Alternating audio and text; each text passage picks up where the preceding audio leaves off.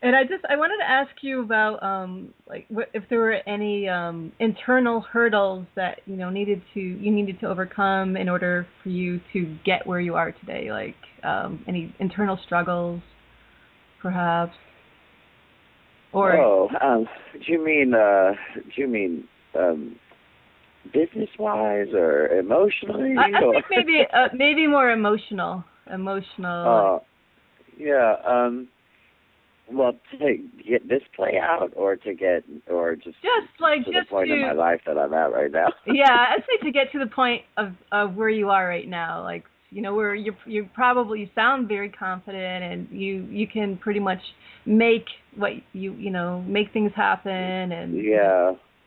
because it's Well, I it's a think. lot of work to promote yourself and to get to get where you are.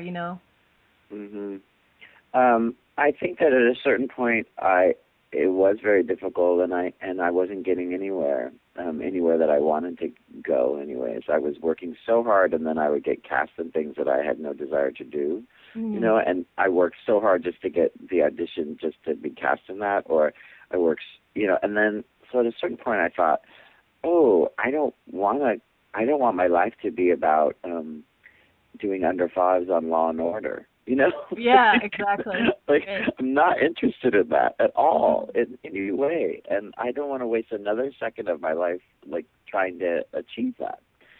So, so that's when I started to make my own work, and that was the big kind of uh, Saturn return kind of like 29 going into 30 realization for me was that I just had to stop. I had to stop that path and go down a different one. And I'd been writing my own material for many years before that, but I just hadn't committed to it 100%. And so once I did that, then everything got better. Everything I started working internationally. I started, you know, just flying all over the world and sharing my work with all different kinds of people and making more better work and learning my craft in a way that so few artists get to learn because so few artists get to actually have the amount of time on stage that I get to have, for different kinds Mm. of audiences. And I wish it for all my theater artists that they get to see their plays done in 200 venues as opposed to just one or two, Right. and that that they get to see productions of their plays not it's not just a 1 month out of a year that it happens, but it's every month they see something of theirs out there in the world, or for those of us who are performing in our own work, and that we get to perform it and do it too, because you just learn so much about your craft um, when the world opens up, Right. and you actually get to work at it on a daily basis, and not just at your desk on a daily basis, but in front of an audience. That's where it really changes.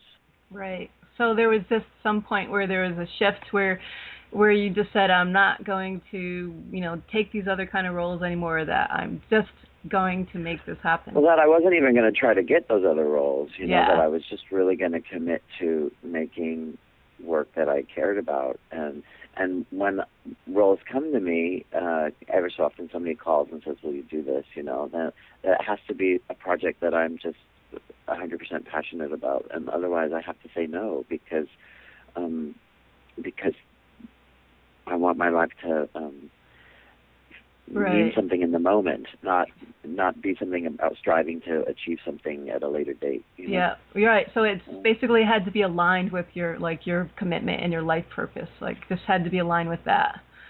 Great.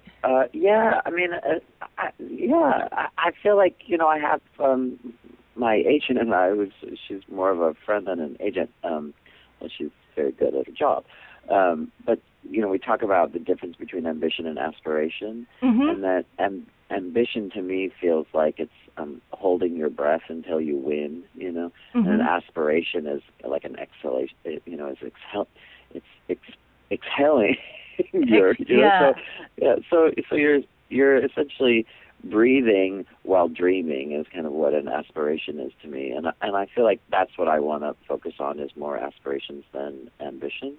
Yeah. And it's not always so easy to do that. Yeah. But once I started doing that and thinking about how can I give to the audience instead of kind of use the audience to get somewhere, Mm-hmm. you know, Yep. then life got better, and the art got better, and my whole world got better. My friends are so interesting now. You're right. I have this really interesting community, you know. It's before, and I had lovely friends before. It's not nothing, you know, but it's just deep now. There's a whole community out there that I wasn't a part of, and I feel like, oh, I found this the people that I want to that. Well, I feel like we're making a movement together, and it's hard to say that because, you know, if the minute you say we're making a movement, then you're not making a movement. Right, that's true. Right. Once you name it, right? Yeah. Once you name it. So I'm not naming the movement, exactly. but I do feel like it's happening. Like there's this. There's an energy, right? There's an energy that. Right. Yeah, definitely. That is because of the internet, I think, and because so much of our lives.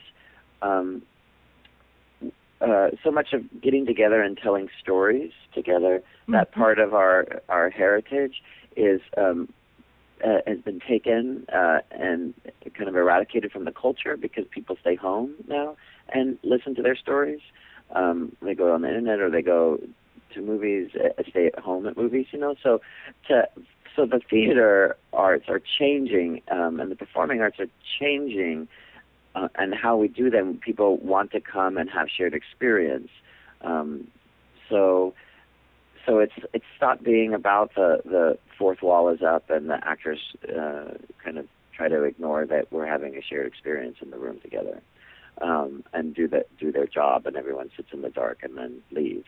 Instead, it's about what is this conversation that we're all having. And I really do feel that this is this movement that is happening right now. It's what is this conversation that we're all having right now all together, and how are we going to further this conversation once we leave this room? Right. It's exciting. Yeah. It's exciting time. Definitely. Cool. So I was just wondering, like your role models when you were young, like did you have certain role models that stood out to you that you can remember? Oh yeah. Well, I think my mom is one of my role models. Like I do think that, and it took me a long time to figure that out, but I do think when I was very young, my mom was really good at she was always singing in the house, you know. She encouraged us to sing in the house.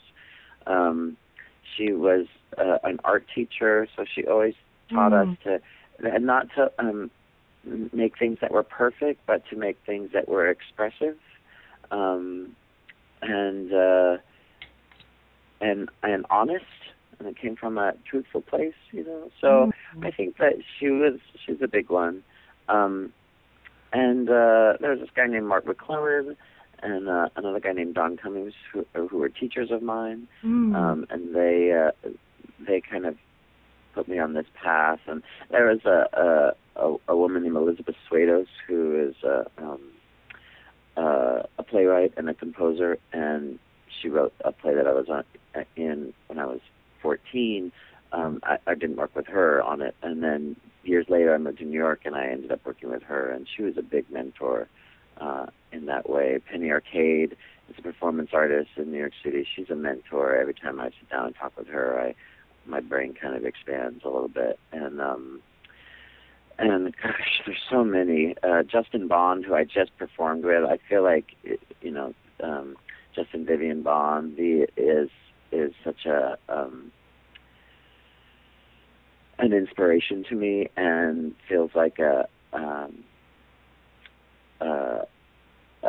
big sister in that way, you know. You know, as somebody that I've kind of was making the work, and then was kind of aware of Justin, but had never seen V, and so then I finally went and saw what he was doing and was kind of blown away, and it adjusted a lot of my thinking about what performance is. Wow, So that was just one. that was just recently that you performed. Oh well, yeah. I mean, we've been performing together. Okay. We've been in the same scene together for at least 10 years now. Okay. Yeah. You know, so doing shared bills and things like that. So, you know, in vaudeville shows and various benefits and things, you know. Right. And so that you know, that was yeah. Something that we'd done before. Although that number we'd only done once before, and we did it a year before that. We didn't rehearse, so okay. so it was quite spontaneous. But that's one of the great things about Justin, is that you can go out on stage and you know that no matter what you throw at Justin, he will take it and expand on it and make it better. And so it's awe-inspiring. Wow. My technique when playing with Justin is to play the straight man. Yeah. I'm like, okay, I'll just like, I'll be there, I'll react to what V does, and then I will express, you know. Yeah. I'll say something ever so often, you know, so yeah. lay something down, and I'll do my thing, and I'll sing my, you know, sing my guts out. But basically, I'm there to playing off Justin.